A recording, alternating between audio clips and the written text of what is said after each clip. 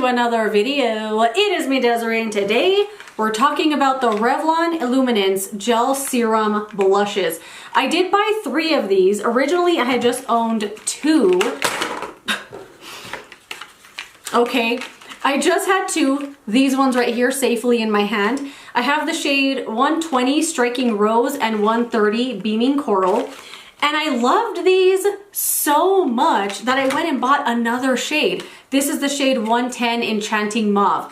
So these did retail for $14.99 a piece. I'm pretty sure they were buy one get one half when I bought them.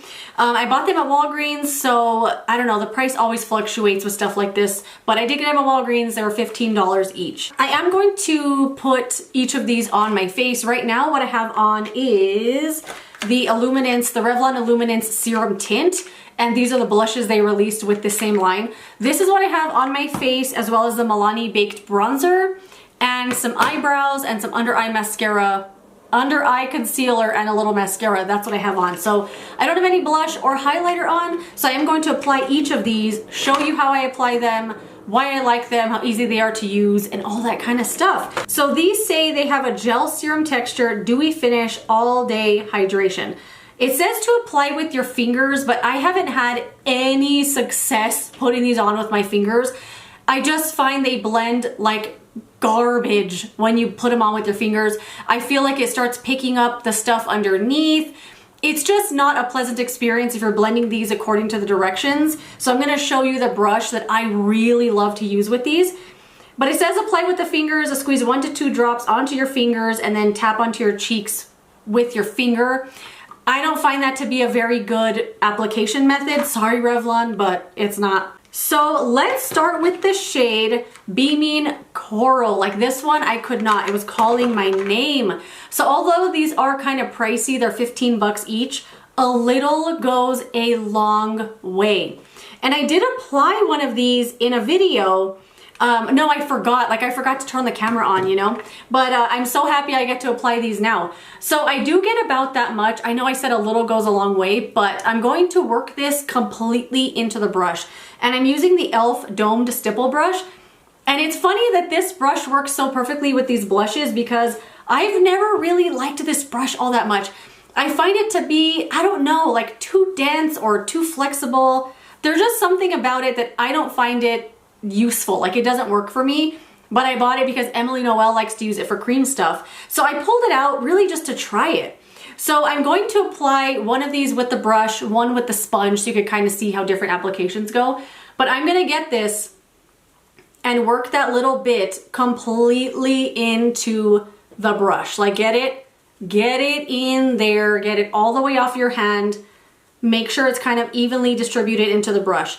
This is gonna feel kind of wet when you're putting it on, but for some reason, even though it's really wet, it doesn't mess with the makeup underneath.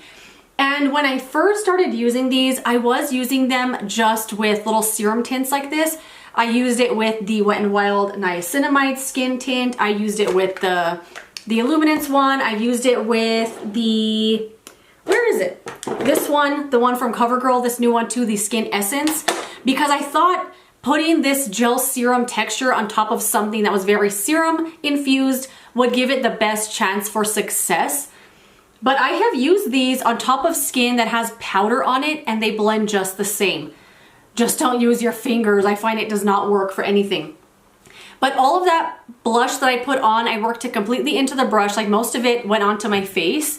And look at this beautiful, nice, light coral flush that it gave me. And it blended super nicely. Let me get close up so you could see.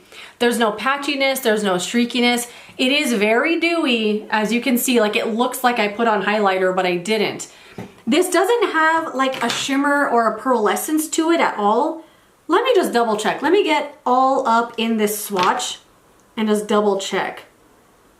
No, I don't see any pearlescence whatsoever. It's just dewy because it's wet. They do retain a tad bit of tackiness, but I don't find it stays throughout the day. Although I'm not touching my face throughout the day, I'm not wearing a mask, so the tackiness doesn't bother me whatsoever. But they feel really, really good on the face. Like they feel really good on your skin, you know? And I think it gives the perfect amount of healthy flush to your face. And I think this brush is so perfect for this application. I don't know what it is. This texture and this brush, they're perfection together. So let me take this off, reapply a little foundation here, and we're gonna put on the other shades. I am gonna set this a little bit with powder just so you can see that they do work well with a powdered face.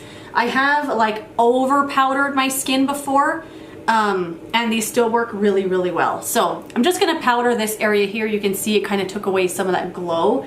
Still a little showing through, but it's not tacky to the touch anymore. It's kind of, you know, powdered down. So that one does have the lightest amount of color to it. As you saw, it was just a nice, perfect, healthy flush. And this color is my favorite of the three that I have here. The texture is, I guess I should have talked about the texture, right? It is a little bit creamy, as you can see, although they say they're a gel serum. It doesn't have any liquidy quality to it whatsoever. It's pure creamy pigment. It does feel very watery when you're putting it on. It thins out dramatically when you're putting it on your face with the brush. On the hand, like in a swatch, like even when I initially got these and swatched them, I was like, oh no, this is not gonna work for me. But they have turned out to work beautifully. So next up, let's move to the shade. Let's do this one. No, let's do this one. This is the shade Enchanting Mauve. I kind of thought this one might be similar to the Laura Mercier. It happened to be right on top. The Laura Mercier Tinted Moisturizer Blush in the shade Coastline. That's kind of what I was imagining for this. These aren't really similar in texture or anything. I kind of thought they might be a little bit of a dupe, but they're not. This one, although it looks mauve, it's extremely rosy on my face. I don't know what it is, but it is rosy. I thought it was gonna be like a nice purple. Like, I mean, yeah, the swatch is still there from the other one, but it's dried down. It's very, very purple. And this one does look to have a little bit of like a luminosity, like a really light pearlescence to it. But same kind of technique. I'm gonna blend this completely into the brush. And we're gonna dab this on the face. I feel like the last couple times I used these, I overdid it because I put this one on and it was so rosy. It almost looked like a bright winter berry, like really, really rosy. Like this is a really pretty color here. I think I probably just put on too much and was working it too much onto my skin. But this, like the amount you saw that I used, that's kind of all you need to get this really nice. You know what? I like this one. I put this one on the other day for work and I thought I literally looked like a clown. I was so embarrassed to go to work with that makeup on, but I kind of ran out of time and I had to wear it. But this now, this just has the nicest little mauve tint to it. You know what?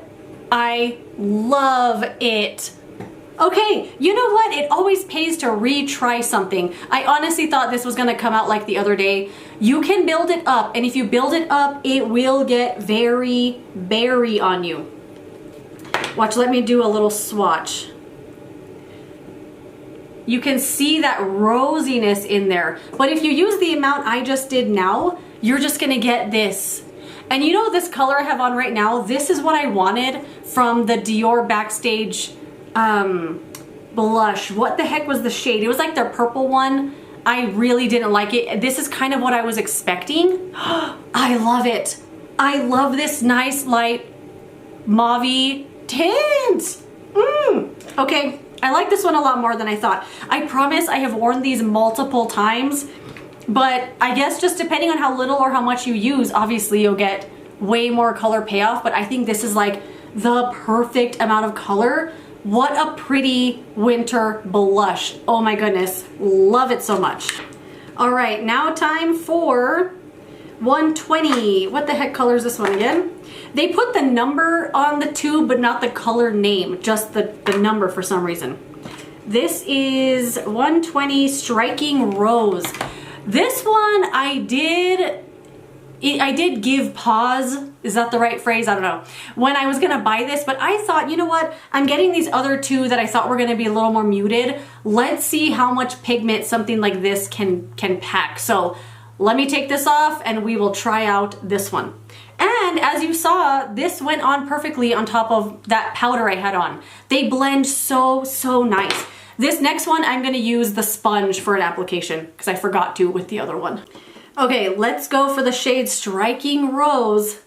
This one does pack the most pigment, and I do find applying with the sponge to kind of pack more of a punch on your skin. The brush really diffuses it a lot, so if you got too much, it'll really help you kind of keep blending it around.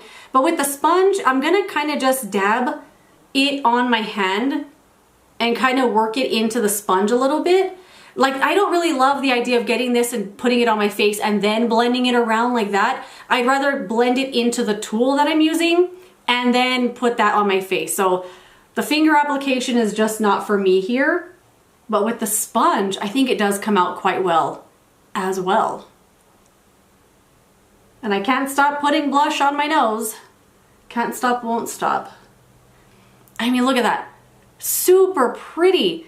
It's red, but it's not in your face red. I mean, maybe this is in your face red to you, but to me, this is an easy way to pull off red blush if you're kind of afraid, or if you just want to kind of dip your toes in the red blush world. This is very versatile too, because the small amount that I used, this is the amount of color that I got. If I were to keep going with this, yes, I could build it up and build it up and build it up until it's red, but I think this is like the perfect little sunburnt look. I was outside gardening a little too long maybe, and it is very, very dewy. I think these are really, really good. My eyebrow is falling. I love the e.l.f. Dome Stipple Brush for this, or a nice damp sponge with the blush worked into the tool first. But I really like these. Let me know what you think. I will love to know your opinion as always. Thank you so much for watching this video. If you enjoyed it, don't forget to give it a thumbs up, subscribe so you don't miss my next one, and I will see you later in another video. Goodbye.